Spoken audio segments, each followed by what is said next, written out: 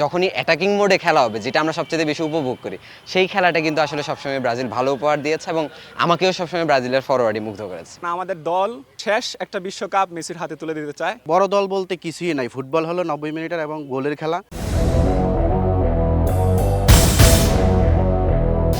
Argentina আলাদা কারণ হচ্ছে মেসি, আর কোনো এ জায়গা দ্বিতীয় কোনো কারণ লাগে না। ওয়ার্ল্ডের যে নাম্বার 1 ফুটবলার, মানে বিশ্ব ইতিহাসের সর্বসেরা।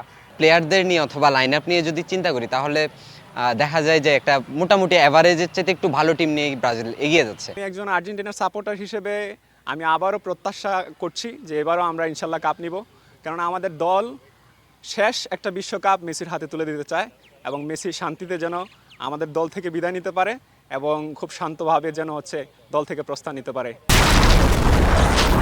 হিউস্টনে রকিং টেস্টি, সীমানা ছাড়াও নিজেকে হারাও।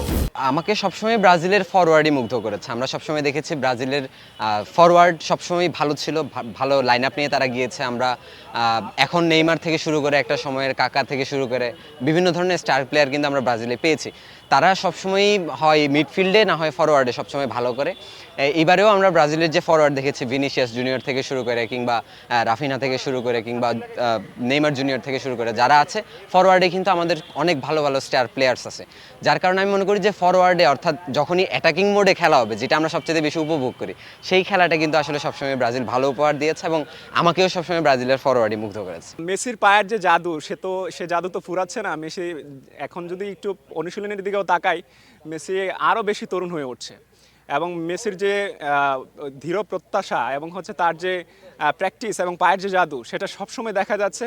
এবং সম্প্রতি যে প্রস্তুতি ম্যাচগুলো আছে, সেখানেও আমরা দেখেছি যে মেসি কিন্তু দুর্দান্ত পারফর্ম করেছে। এই বিশ্বকাপে এখন অনেক মানে নতুন দলগুলো ভালো করছে। এখন আগের তুলনায় এখনকার বিশ্বকাপ অনেক হাই ভোল্টেজ, ফেভারিট কাউকে বলা যায় না। এখন বিশ্বকাপ হলো আপনার এই যে ফ্রান্সের সাথে কোস্টারিকা, আইভরি কোস্ট, ওরা জিতে গেছে 2-1 গোলে। তো স্পেন আবার এক গোলে ড্র করছে। মানে হাই ভোল্টেজ, মানে এখন ফেভারিট বলতে কোনো দল নাই। যারাই আসছে বিশ্বকাপে সবাই ভালো খেলে আসছে না, আনপ্রেডিক্টেবল অনেক ভালো দল আসতেছে এবং ছোট ছোট দলগুলো অনেক ভালো করতেছে। এখন বড় দল বলতে কিছুই নাই, ফুটবল হলো 90 মিনিটের এবং গোলের খেলা। যেই কোনো মুহূর্তে প্রতি সেকেন্ডে একটা রূপ মানে বদলাতে পারে।